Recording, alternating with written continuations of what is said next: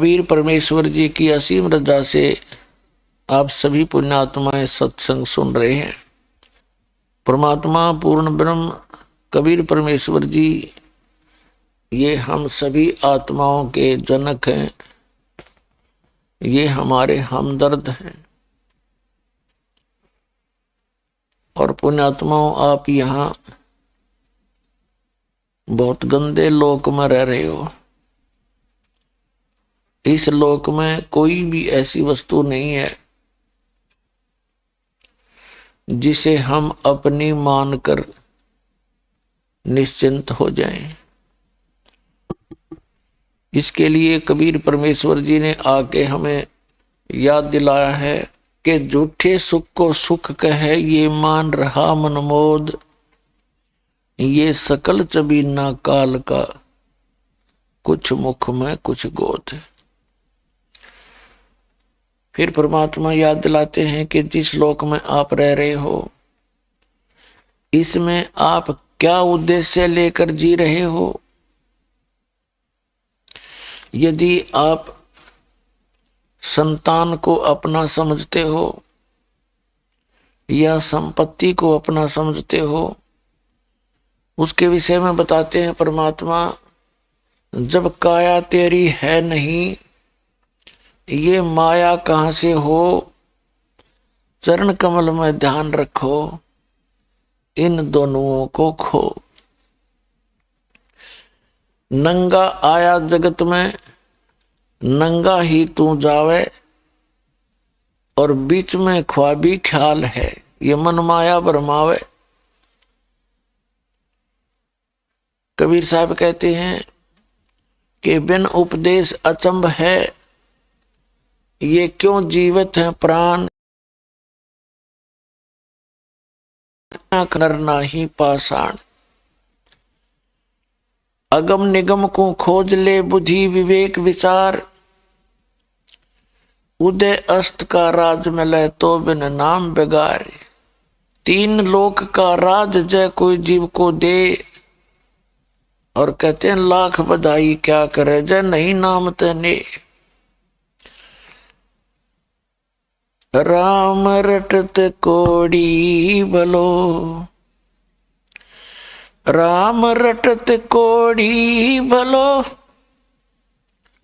चू चू पड़े जो चाम। ये सुंदर शरीर किस काम का, जा मुख नाही नाम। राम रटत दारिद्र भलो, टूटी घर की छान। ये सुंदर महल किस काम के, जहां भक्ति नहीं भगवान। कबीर हरि के नाम बिना, राजा रसब हो। मिट्टी लदे कुमार के, घास न नीरे कोई। कबीर हरि के नाम बिना, ये नार कूतिया हो। गली गली भौंकत फिरे, टूक न डाले कोई। ये बीबी पड़दे रहे थी, डोडी लगे थी बार। अब गात उगाड़े फिरती है, वो बन कुतिया बाजार। नक बेसर नक पे बनी, वो पैर थी हार हमेल। सुंदरी से कुतिया बनी, सुन साहेब के खेल। परमात्मा कबीर जी हमें क्या याद दिलाते हैं कि जिस लोक में आप रह रहे हो, ये एक कसाई का ठिकाना है,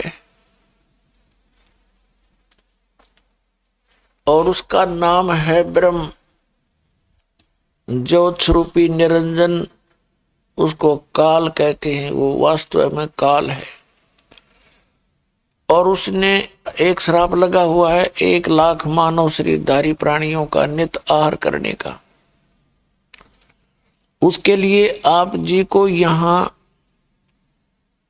विवश करके रोका हुआ है और अपने तीनों पुत्रों को उसने एक एक गुण युक्त कर रखा है सुनियोजित तरीके से। उनके अंदर से ऐसी रेज निकलती हैं, ऐसी किरण निकलती हैं, वो हम सभी को प्रभावित रखती हैं। रजगुण युक्त श्री ब्रह्मा जी विष्णु सतगुण युक्त और तमगुण युक्त शंकर भगवान कर रखे हैं। इनके शरीर से, इनकी बॉडी से निकल रही वो तरंगे 3 लोक में रहने वाले सभी प्राणियों को प्रभावित करती हैं। पाताल लोक, ये पृथ्वी लोक और ऊपर स्वर्ग लोक। तो इनके कारण जैसे ब्रह्मा जी के अंदर से निकल रही जो रेज हैं, किरणें हैं, तरंगे हैं, वो प्रत्येक प्राणी को, चाहे वो किसी भी योनि के अंदर है, किसी भी जूनी में है, सबको प्रभावित करता है और संतानों उत्पत्ति करते हैं। और यहाँ की सुख सुविधाओं की जो इच्छा हमारे अंदर बनती है, ये उसी के कारण है। अब जैसे किसी ने शराब पी रखी हो तो उसके शराब पीने से उसके अंदर जो गतिविधि होगी वो शराबी वाली ही होगी, उसके बस की बात नहीं है। और जब वो शराब उतर जाती है, उसका नशा, फिर वो जेंटलमैन है। तो इस आत्मा को यहाँ इस काल ने इन तीनों गुण रूपी माया की भांग पिला दी। भगवान विष्णु जी के शरीर से निकल रही सतोगुण की जो किरणें हैं, वो आप जी को यहाँ पर एक दूसरे में ममता बनाती है, मोह बनाती है, संपत्ति में, आपस में, बच्चों में, माता पिता में, भाई बहन, रिश्तेदारी, नाताओं में। तो जीव के बस का नहीं इसको अपने सतर से दूर हो सके। ऐसे ही तमोगुण का तो आपको अंडरस्टूड है ही। भगवान शंकर से निकल रही रेज, आदमी 1 मिनट में मनमाने ना जाने किसके साथ झगड़ पड़े, लट्ठम लट्ठा हो जा, गोलियां तक चल जाती हैं। तो कहने का भाव ये है कि इन तीनों गुण रूपी माया से सभी प्राणियों को विवश किया हुआ है इस काल भगवान ने। और इसका बचाव क्या है?